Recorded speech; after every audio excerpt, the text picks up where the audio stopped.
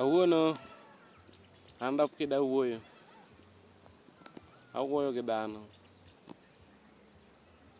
ok dhano, awuoyo gi jodongo wawach atero kaluor. Awuoyo gi jodongo, jodongo osebedo ka ketho nying vijana. Sisi ma vijana jodongo wamekuwa wameketho nyingwa vibaya. Gisebedo ka ketho nyingwa eti wakethore.